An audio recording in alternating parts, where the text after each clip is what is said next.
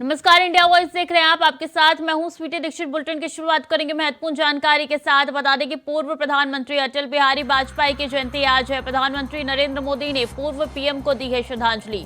गृह मंत्री अमित शाह ने भी पूर्व पीएम को श्रद्धांजलि अर्पित की है। आज सदैव अटल जाएंगे प्रधानमंत्री नरेंद्र मोदी और श्रद्धांजलि देने के लिए सदैव अटल जाएंगे प्रधानमंत्री। तो गृह मंत्री अमित शाह ने भी पूर्व पीएम को श्रद्धांजलि अर्पित की है। 99वीं जयंती आज है पूर्व पीएम अटल बिहारी वाजपेयी की और आज सदैव अटल जाके प्रधानमंत्री श्रद्धांजलि अर्पित करेंगे पूर्व प्रधानमंत्री अटल बिहारी वाजपेयी को। तो श्रद्धांजलि देने के लिए सदैव अटल जाएंगे प्रधानमंत्री नरेंद्र मोदी। और इसी के साथ बता दें कि गृह मंत्री अमित शाह ने भी और प्रधानमंत्री नरेंद्र मोदी ने भी श्रद्धांजलि अर्पित की है। सदैव अटल जाकर श्रद्धांजलि अर्पित की जाएगी। और बांके बिहारी के दर्शन को जा रहे श्रद्धालुओं की मौत हो चुकी है। बता दें कि 2 महिला श्रद्धालुओं की जान गई है। दर्शन करने जाते वक्त हुई है मौत, बीमारी के कारण हुई है मौत। पुलिस का कहना है कि मौत की वजह साफ नहीं है, बीमारी के कारण मौत हुई है। डॉक्टर का बयान भी निकल के सामने आया। तो बांके बिहारी के दर्शन करने के लिए श्रद्धालु जा रहे थे, 2 श्रद्धालुओं की जान चली गई है और पुलिस का कहना है कि बीमारी के कारण मौत हुई है। तो डॉक्टर्स का कहना है कि मौत की वजह साफ नहीं हुई है। सोशल मीडिया तथा अन्य मीडिया प्लेटफॉर्म पे एक खबर आ रही है कि वृंदावन में 2 महिलाओं की भीड़ के दबाव के कारण मृत्यु हुई है। इस बात का खंडन किया जाता है। दोनों महिलाओं की अलग अलग समय पे अलग अलग स्थान पर और भीड़ से अलग बीमारी के कारण उनकी मृत्यु हुई है। दोनों की उम्र लगभग 60 साल से ऊपर की थी। एक महिला सीतापुर की रहने वाली थी जो विद्यापीठ चौराहा, जो मंदिर से काफ़ी दूर है, वहाँ पे चलते चलते अचानक से गिर गई। वहाँ पे तत्काल पुलिस टीम ने उनको देखा और इलाज हेतु तुरंत हॉस्पिटल ले जाया गया, जहाँ पे डॉक्टर ने उनको मृत घोषित किया। दूसरी महिला जो जबलपुर की रहने वाली थी, उनकी उम्र भी 60 साल से ऊपर थी और वो उस समय मंदिर भी बंद हो चुका था।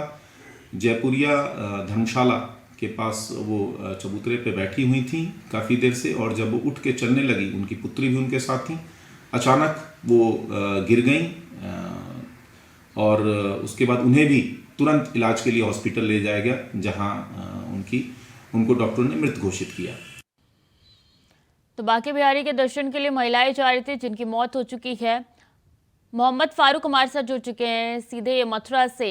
फारूक, पीछे की क्या वजह बताई जा रही है? क्या कोई बीमारी था या कोई कार एक्सीडेंट हुआ था? क्या है वजह, साफ हो पाई है क्या? जी स्वीटी, आपको बता दें कि ठाकुर बांके बिहारी मंदिर पर जो है लगातार भीड़ का दबाव बढ़ता जा रहा है। लाखों की संख्या में श्रद्धालु आते हैं और दर्शन करने के लिए, और वहाँ भीड़ की इतनी जबरदस्त भीड़ हो जाती है कि वहाँ पर जो है लोगों को दर्शन कर पाना मुश्किल हो पाता है और सफोकेशन इतना हो जाता है, लोगों की दम घुटने लगती है।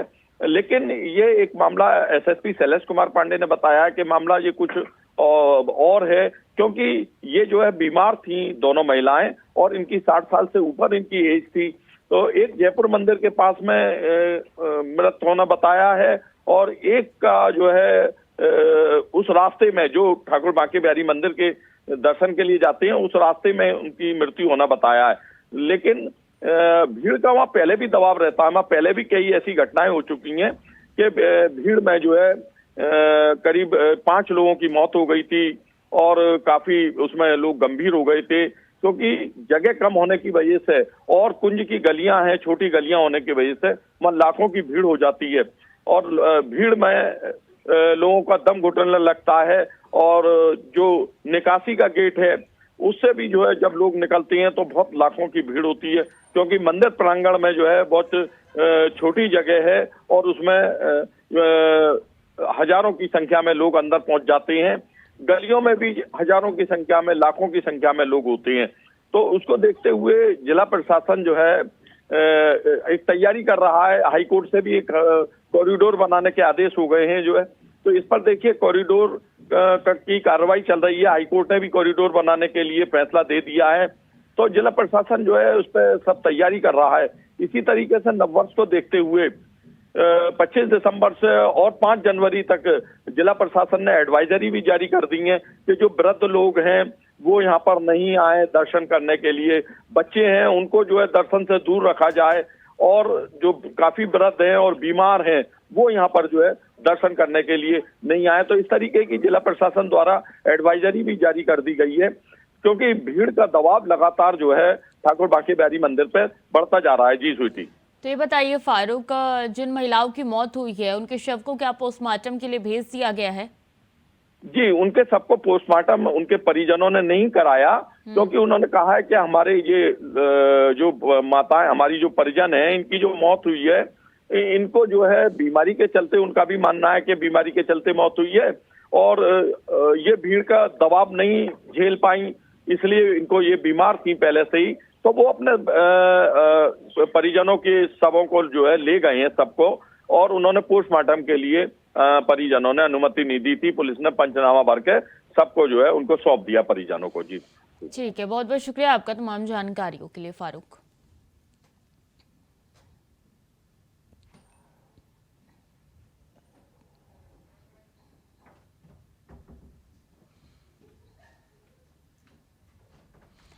और उपराष्ट्रपति जगदीप धनखड़ गौतम बुद्ध विश्वविद्यालय पहुंचे, जहां सीएम योगी आदित्यनाथ ने उनका स्वागत किया। मौके पर तमाम अधिकारी और जनप्रतिनिधि मौजूद रहे।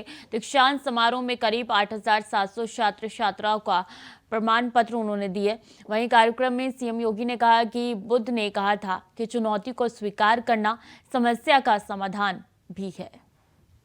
बुद्ध का जीवन अपने आप में बहुत रोमांचक है, प्रेरणादायी है, देश और दुनिया को एक नई राह दिखाने वाला है। हमने उसे किस रूप में स्वीकार किया, ये हम पे निर्भर करता है। जब उन्हें ज्ञान भी प्राप्त होता है, उसकी भी अलग अलग घटनाएं हैं। आपकी तरह ही अंतर केवल इतना है कि बुद्ध राजमहलों में कैद हो गए थे। एक सिद्धार्थ, एक राज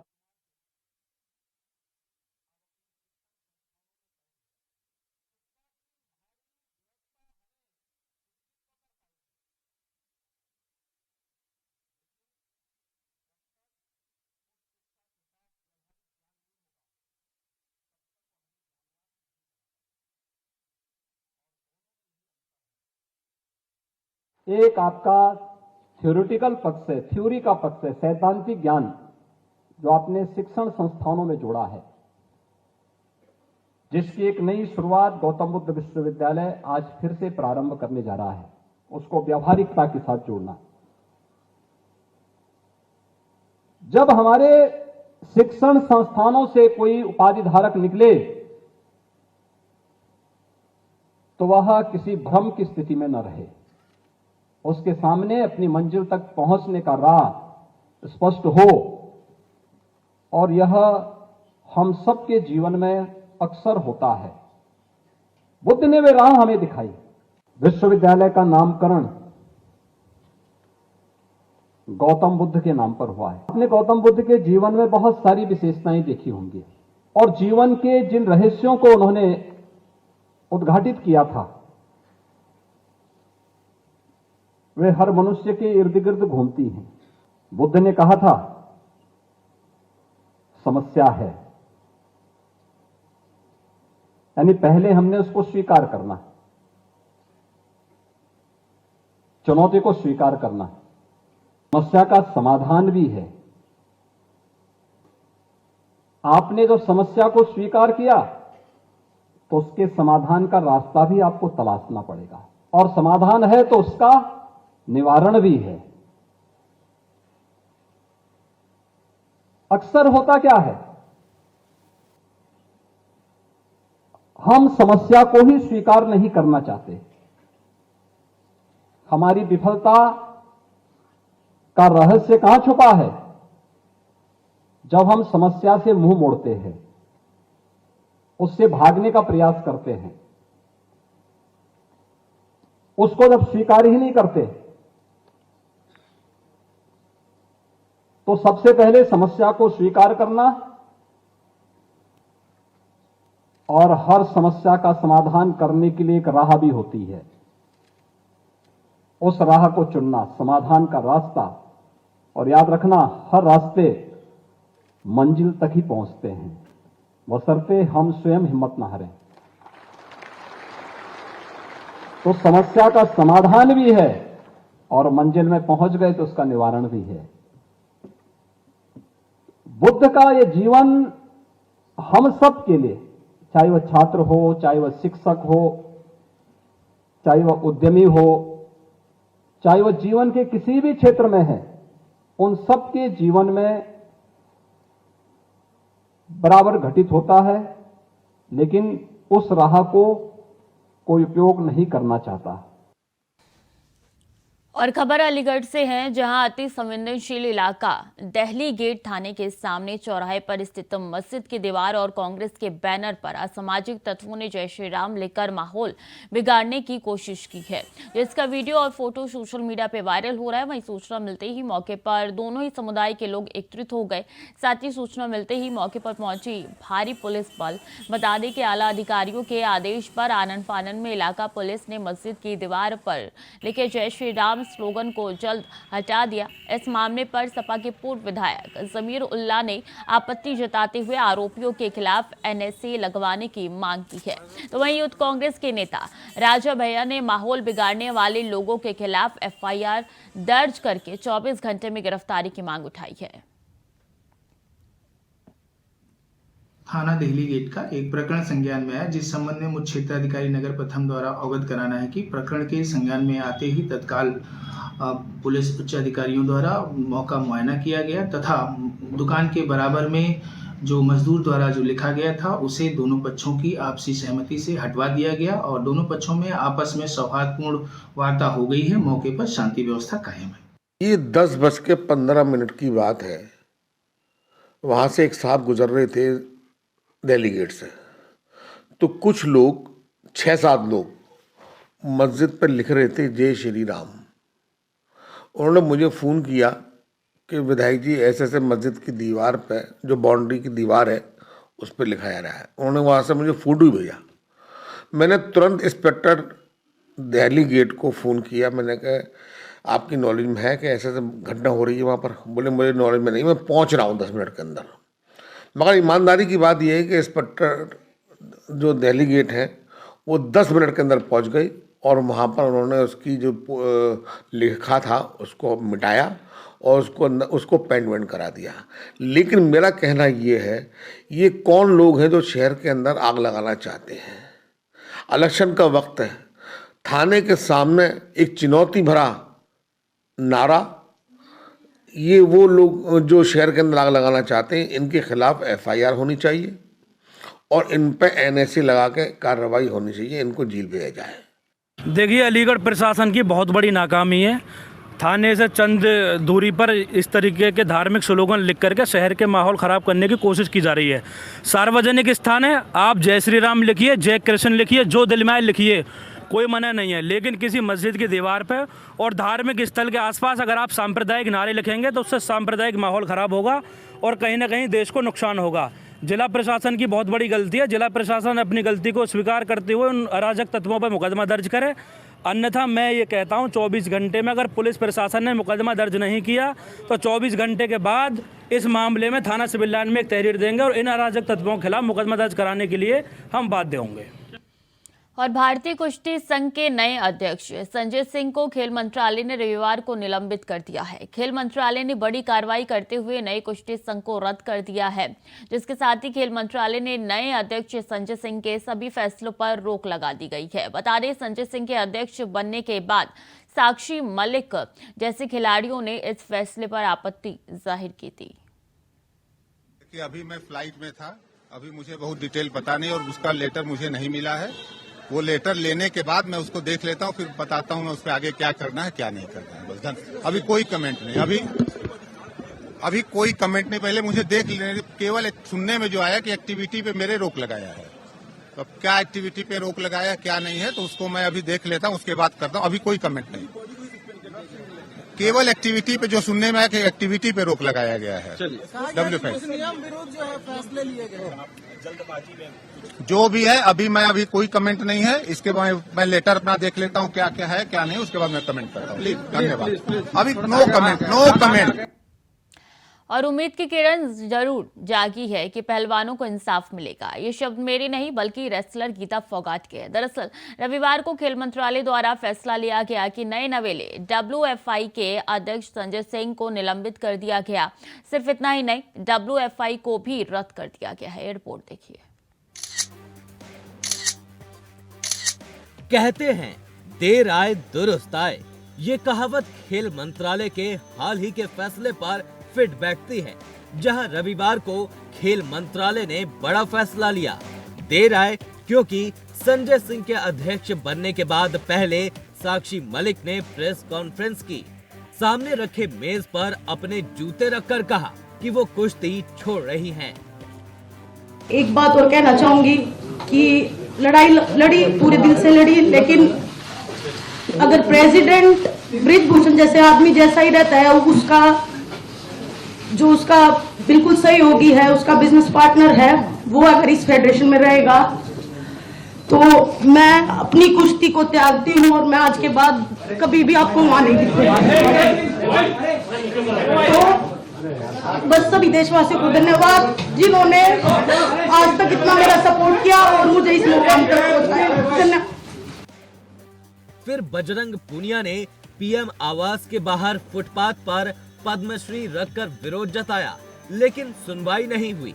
दुरुस्त आए इसलिए क्योंकि देर से ही सही फैसला तो लिया गया और देश की बेटियों का मान रखकर सिर्फ संजय सिंह को नहीं बल्कि पूरी की पूरी WFI को ही निलंबित कर दिया गया। दरअसल संजय सिंह को बीजेपी सांसद बृजभूषण सिंह का करीबी माना जाता है। वो गुरुवार को ही कुश्ती संघ के अध्यक्ष चुने गए थे। कुश्ती संघ के लिए हुए चुनाव में उन्हें 47 में से 40 वोट मिले थे, जबकि उनकी प्रतिद्वंदी और कॉमनवेल्थ गेम्स में स्वर्ण पदक विजेता अनीता श्योराण को सिर्फ 7 वोट मिले थे। अनीता को बृजभूषण के खिलाफ यौन उत्पीड़न का आरोप लगाने वाले पहलवानों का समर्थन था। संजय सिंह इससे पहले उत्तर प्रदेश कुश्ती संस्था के उपाध्यक्ष रह चुके हैं। वे 2019 से WFI की अंतिम कार्यकारी परिषद का हिस्सा भी थे। हालांकि अभी संजय सिंह की तरफ से कहा गया है कि वो इस फैसले को पढ़ेंगे तब कुछ बोल पाएंगे। कि अभी मैं फ्लाइट में था, अभी मुझे बहुत डिटेल पता नहीं और उसका लेटर मुझे नहीं मिला है। वो लेटर लेने के बाद मैं उसको देख लेता हूँ, फिर बताता हूँ मैं उस पर आगे क्या करना है क्या नहीं करना है। बस अभी कोई कमेंट नहीं, अभी कोई कमेंट नहीं। पहले मुझे देख लेने, केवल सुनने में जो आया कि एक्टिविटी पे मेरे रोक लगाया है। तो क्या एक्टिविटी पे रोक लगाया क्या नहीं है तो उसको मैं अभी देख लेता हूँ, उसके बाद करता हूँ। अभी कोई कमेंट नहीं। हालांकि खेल मंत्रालय की तरफ से कहा गया है कि ऐसा लगता है कि नया कुश्ती संघ खेल संहिता की पूरी तरह अनदेखी करते हुए पूरी तरह से पिछले पदाधिकारियों के नियंत्रण में है, जिसके खिलाफ उत्पीड़न के आरोप लगाए गए थे। इतना ही नहीं, मंत्रालय ने कहा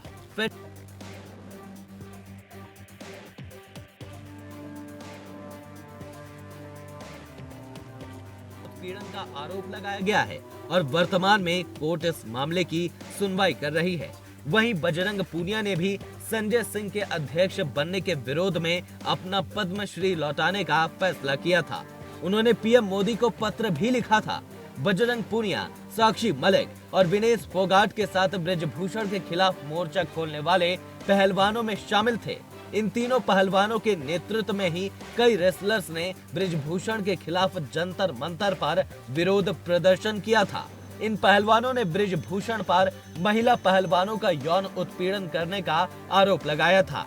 इस मामले में दिल्ली पुलिस ने FIR भी दर्ज की है। खेल मंत्रालय की दखल के बाद ही पहलवानों ने अपना प्रदर्शन खत्म किया था। खेल मंत्रालय ने कुश्ती संघ की पूरी इकाई को भंग कर दिया था। इसके बाद कुश्ती संघ के चुनाव हुए। खेल मंत्रालय ने खिलाड़ियों को आश्वासन दिया था कि चुनाव में बृजभूषण के परिवार से कोई भी नहीं लड़ेगा। फिलहाल इस गतिरोध के थमने के आसार है, क्योंकि जो मांग देश की बेटियां कर रही थी उस पर खेल मंत्रालय की ओर से फैसला लिया गया है। अंत में वही जो शुरुआत में कहा गया था, देर आए दुरुस्त आए। Bureau report, India voice. खबर वाराणसी से है, जहां खेल मंत्रालय से कुश्ती संघ को रद्द करने का मामला सामने आया है। बता दें कि WFI के निलंबित अध्यक्ष संजय सिंह के स्वागत के लिए अभी भी होर्डिंग लगाई जा रही है। वहीं वाराणसी में संजय सिंह के स्वागत के होर्डिंग लिए जा रही हैं।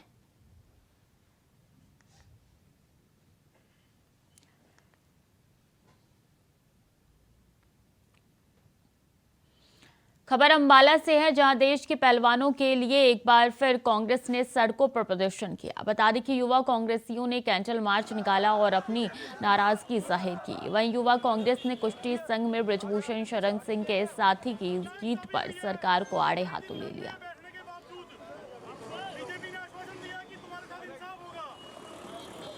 तो कांग्रेस कार्यकर्ताओं ने कैंडल मार्च निकाला है। अंबाले की ये तस्वीरें आपकी टीवी स्क्रीन पर नजर आ रही है। पहलवानों के समर्थन में उन्होंने ये कैंडल मार्च निकाला है। भारी संख्या में कांग्रेस कार्यकर्ता जुटे, हाथों में कैंडल लेके पहलवानों के समर्थन में ये कैंडल मार्च निकाला गया है।